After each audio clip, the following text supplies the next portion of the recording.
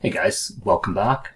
Today we're going to be doing an episode about liquidity and inducement and different types of liquidities. And just before we get going, go ahead and hit the subscribe button. Now I've made a free PDF for you guys that you can use as a reference to this video, and we'll go over the whole thing. I'm going to make sure I leave this link in the description for anyone that wants this free PDF. And we'll basically go over this whole thing, and I'm going to show you guys different examples. I'm going to explain to you how I use it. This is pretty much what I've simplified gold and US 32, and I basically completely simplified RLS by going to a higher time frame, and ultimately I just deleted a lot of pieces of my strategy. So I'm going to share it here today. The whole strategy starts with ranges, which for those of you that want to learn a little bit about ranges and order flow, it's the last YouTube I did. It's called internal versus external order flow. So you may want to give that a watch. And then with what I'm going to teach you in this video, you can basically put the two together and you'll kind of see how I trade gold and US 30. So let's get going here. So the very first liquidity we have is Asia range highs and lows.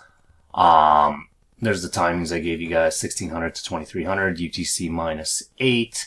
So the idea is Asia builds liquidity. Gold is a very liquid pair. And generally what we like to see is liquidity swept and a move in the direction that the ranges are heading.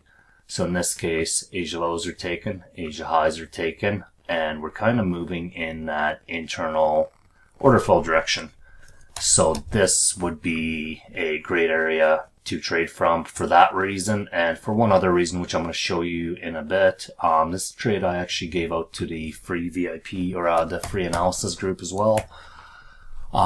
Okay, another example would be here we break the last internal high, and the ranges kind of start going bullish here.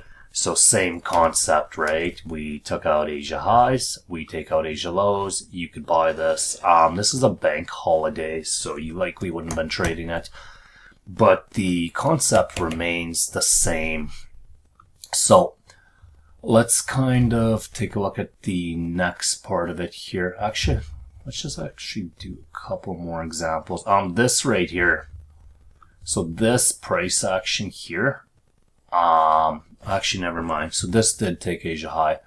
So if you ever get price action that's trapped in the Asia range and hasn't taken Asia highs or lows, that is price action that's, it's harder to trade. The probabilities aren't in your favor.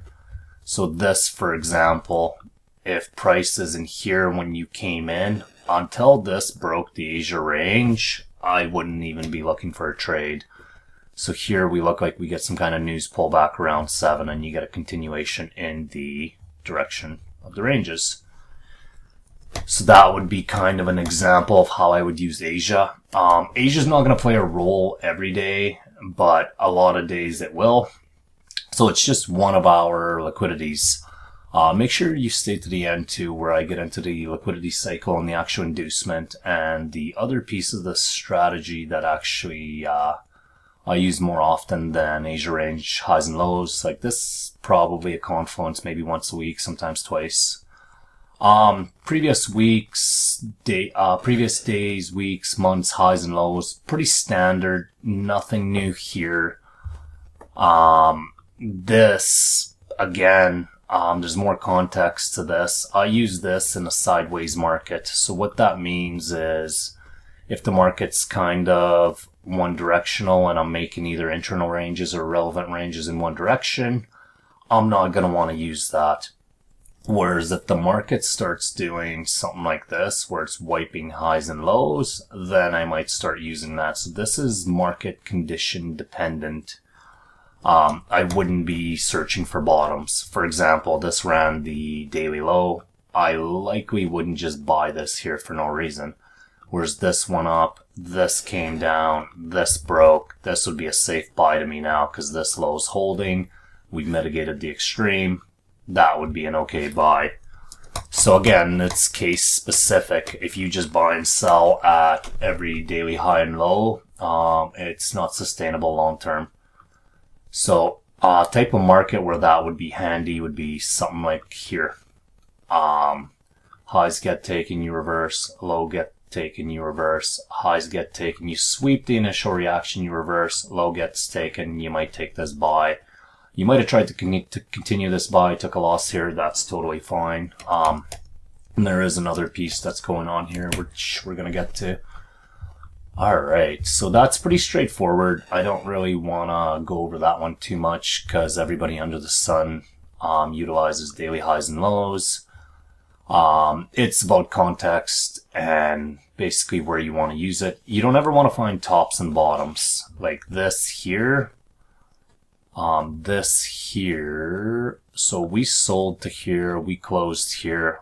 This took the daily low. I didn't buy this because I don't know how low this is coming. I believe we sold this and we bought this. We did buy this one. So this is another YouTube I did for you guys where we use the DXY to catch this manipulation. Alright, so the next part, liquidity induced traps. So this is a continuation model only. This is probably what I use the most, and it's super simple, it's super easy. There's two types. There's the liquidity induced traps where the orders transfer that took out Asia lows or highs. Those hold less weight, or there's the liquidity induced traps that took out a daily high or low. Those hold more weight. So to give you an example, so these right now, so let's just do a quick overview. Range gets formed here. So you can kind of see we have bullish order flow. So right now, I would not use a liquidity induced trap to sell. What I would use a liquidity induced trap for is to buy. So here we take Asia. Here is my liquidity induced trap, which is a continuation model. So this gets formed when Asia low or high gets taken out with a body. I use these on the 1 hour. I don't generally use this on the 5 or 15 minute. It's a 1 hour thing. I only care about the ones that took out Asia low or high, and I only care about the ones that have taken out a daily high or low, and I only care about the body breaks. If this wick breaks, you don't want to trade this. So this would be a liquidity induced trap.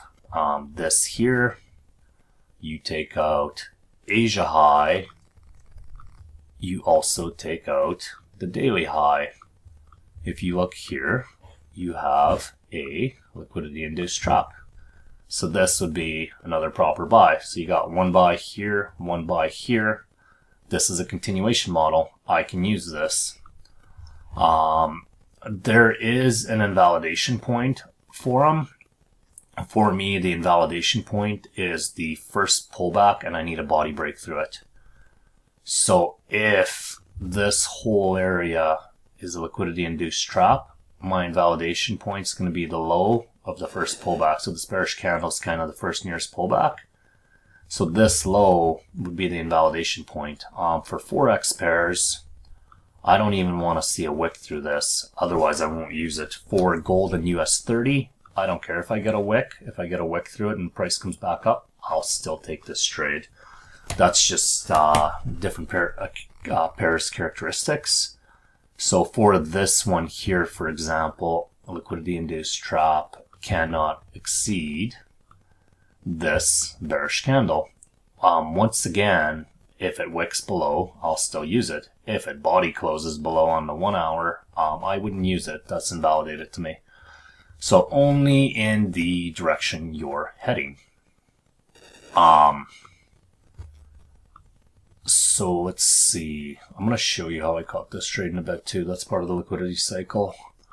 Let's see if we can find a couple more examples. So here you have a liquidity induced trap here. I wouldn't use this at this point because this would be wrong.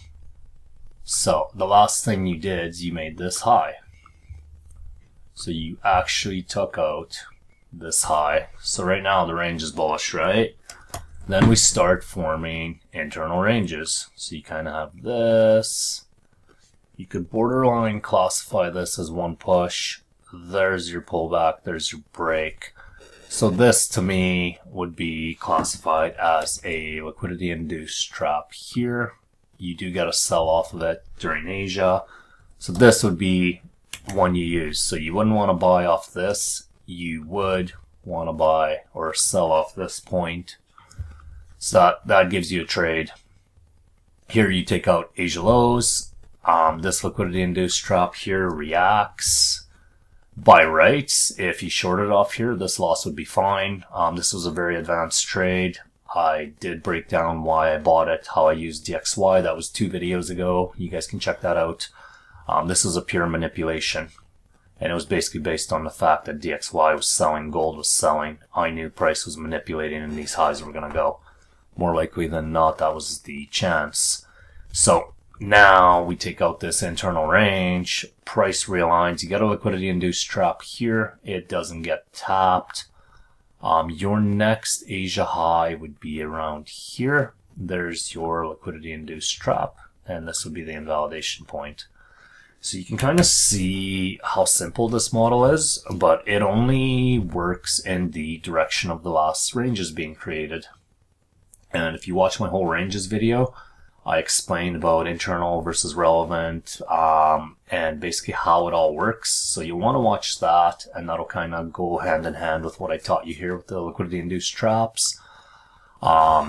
Basically, this model happens a lot. So let's see, you break here, liquidity induced trap. So the invalidation point was here. However, you don't get a body through it. This is just a wick, so this buy is okay. You're still kind of making bullish order flow. Your daily high gets taken out here. So this would be a liquidity induced trap. This one fails. But this is out of timing, so you wouldn't have been trading. You get one more liquidity induced trap. You can see the reaction here. This one fails. Order flow shifts. Your next liquidity induced trap's here. You don't get a chance to get in on this one. Body break comes from this bearish candle, liquidity induced trap, again in the direction you're heading. So that is a really powerful continuation model I use. Alright, induced highs and lows. And this is handier when the market's going sideways, when the market's trending. It's good to recognize it. You don't really if you didn't use this part, it's fine. The idea is, let's see if we can find an example here. The idea is, it'll be like the last, basically the last demand or the last supply that put in a higher low. So for example, this here would be a order block or supplier demand to the smart money guys. So the idea is when you see something like this, especially if you have something underneath that can react, more often than not, this low can get taken out. And even if this order block here, so like I will use the occasional order block, but in this case, this order block gets tapped. But let's say price was down here and there was no order block till down here. You could actually still buy this. And the idea of inducement lows and highs is you're using this as liquidity and you want to continue in the direction the ranges are going. So again, same thing, even though we're using liquidity, we're trying to reverse price the least amount possible. Same thing here, right? You take out a low. So this would hypothetically be lit. You get a sell off of it.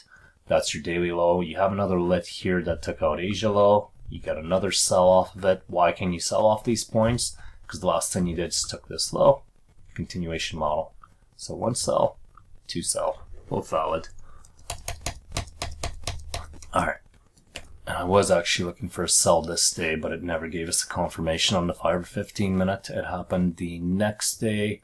This we did sell. All right, what's the next part? Retail liquidity. Okay, so a lot of people get butthurt about this one. I just know this is nothing against retail. This is just the algorithm knowing where the stops lie. There's a couple ways of looking at it. If I'm using retail liquidity, I want to basically see an area get liquidated. Do I have it? So I use this indicator because I don't really post support and resistance, but I will use them as an area to trade off, provided they get liquidated multiple times. So this is how I would use it. So this is support becomes resistance. If this is the only confluence I have, I will not take this trade. When this gets swept and support's still holding, I've now taken retail liquidity. I would take this trade. So this is again just one confluence. So for me, if this is the only confluence I have, I need to see at least one sweep, preferably two sweeps. So this is valid. This is valid. This is not for me. For these points, I use daily and 4 hour. The odd time I might use 1 hour, but most of the time I don't need it. This is just kind of if I'm searching for liquidity and I can't find any. So pretty straightforward. And this kind of goes hand in hand with the inducement highs and lows. So there's your last demand that kind of had a reaction. You liquidate these guys, you go up. This would be a valid buy. Again, I'll include that PDF for you guys in the description. You can check it out. Same thing here, right? So this would be the last supply that put in a low. If this fails to take the low and this holds, we know this is the target. We're taking out the induced high. So pretty straightforward, pretty simple. Not much to it. All right. So now we have the liquidity cycle. Okay, so this is kind of, so this is a high probability model. Very simple. There's different types of liquidity cycles, but essentially you want to see liquidity being built. So there was a liquidity cycle here. So essentially it's always going to be the same. You're going to build liquidity. Sometimes it won't be a very uniform looking channel, but or build up, whatever you want to call it, but you're going to seek out some kind of liquidity. So in this particular case, this is a 1 hour liquidity point or a medium liquidity point. It's also NFP high, so these are very reactive points. So the idea is you create the liquidity and then you push away with a lot of momentum. So what happens here is this candle is actually the inducement. You're inducing people into the wrong side of the market. So we ended up selling this. I closed this out before this news release. And this was a trade I sent out the night before to our free Telegram. And this is the liquidity cycle. So it looks something like this. You kind of build liquidity. You have a lot of momentum. And if you want a confirmed entry, you want the inducement low taken out. So that would be this low. And then the idea is it comes mitigates either vector candles or imbalance. You look for an entry in here and you can target this liquidity or the nearest liquidity. Sometimes it won't run at all. So this one here, I believe we targeted Asia lows, which was a good call on our part. So we ended up getting 4 trades out of this same move. We caught the initial move and we caught the mitigation. We caught two shorts on each leg.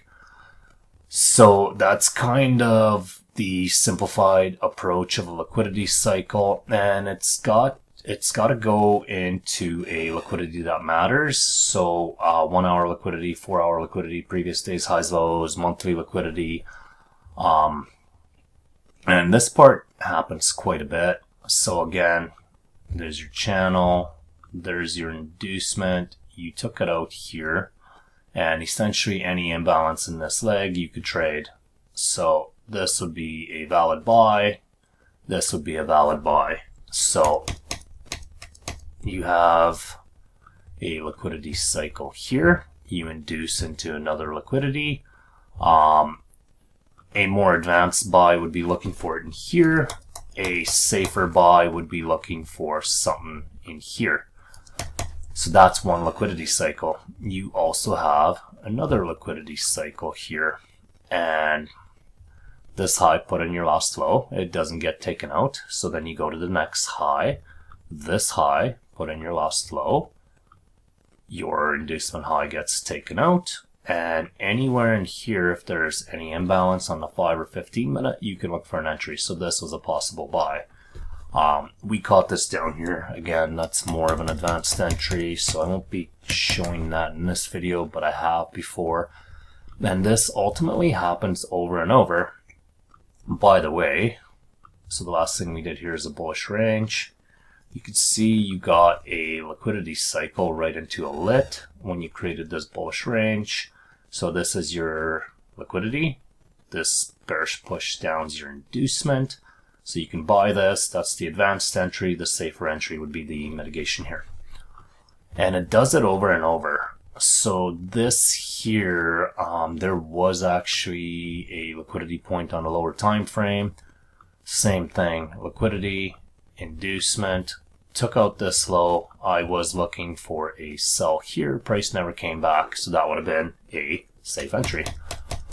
And it does it over and over. Same here. Build up, inducement, and you need to take out a relevant liquidity point. So something to the left. So I took this buy. This is another one I sent out to our free Telegram group, and that is just the liquidity cycle.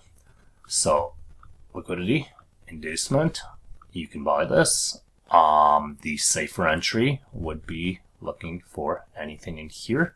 If price comes down here, reacts, it'll likely give you one more push up. And then ultimately, this cycle happens on every time frame. So if you look at the grand scheme of things, there's your liquidity, there's your inducement, you took it out here. If this gets mitigated and I react, I can take a higher time frame sell and target this low. And that would be a bigger liquidity cycle. This would be more of a 4-hour daily. But that's kind of how it works. And this is literally, this and ranges is pretty much the bulk of my system. Again, I will totally include this for you guys in the description for anybody that wants this as a reference. It takes a bit of practice. There's a couple other nuances like timings and all that. Like I trade when volume's highest and, you know. But for the most part, it's a pretty repetitive system. It doesn't happen every day. But between gold and US 30, I would say I find trades at least 3 days a week between two pairs. This week was pretty exceptional. There was a trade, I think, almost every day. And yeah. If you guys can learn this one model, build up, inducement, take out the inducement, look for an entry on the imbalance, this one model can pretty much set you up. Now keep in mind, we're only looking at it on the 1 hour. It happens on the 5 minute, it happens on the 15 minute, it happens on the 4 hour, it happens on the weekly, it happens on the 1 minute. So while this may look like it doesn't happen often, it happens a lot. And all you need to do is complete one cycle, wait for the next cycle to start, and just keep following it. So in here alone, without leaving the 1 hour, there's at least 5 liquidity cycles. If you went to the 5 or 15 minute, there would be many, many more. So this one model can pretty much change your life. It's simple. You just have to wait, and you just can't trade every day. So even this. So you have a lower time frame build up, you go into lower time frame liquidity, Same thing. This bearish candle is your inducement. You come mitigate this. So we can actually check that out on the 5 minute. Let's see if you actually got an entry. Whoops. So same context, right? If there's imbalance, you can enter. So there's your entry right here. So let's see if it might even be cleaner on the 15 minutes. So this would be kind of the lower time frame. There's your inducement. You took out liquidity. You broke the inducement. You left the imbalance. This is your entry. And this pretty much happens over and over. And on the lower time frame, this can get really confusing. But again, you kind of have this build up. You have inducement into liquidity. You wait for this high to get taken with imbalance. There's your leg. There's your imbalance. You can enter on this and buy it. And this happens over and over and over. And you just wait for this to line up. You might get a little lost on the 5. Maybe 1 hour 15 is good to start. But this is pretty much the simplest model. So if I look at this, there's your build up. There's your inducement. When this high goes, if there's any imbalance, you can buy this. So you did have to wait a bit, but it took it out. So it happens on every time frame. This is one of my main go-to models. Super simple. You just need to have patience. And if you can have that, you can basically continuously catch entries like this. Anyway, guys, I hope you enjoyed this. I hope this clarified some things about liquidity and inducement. And I will see you in the next one.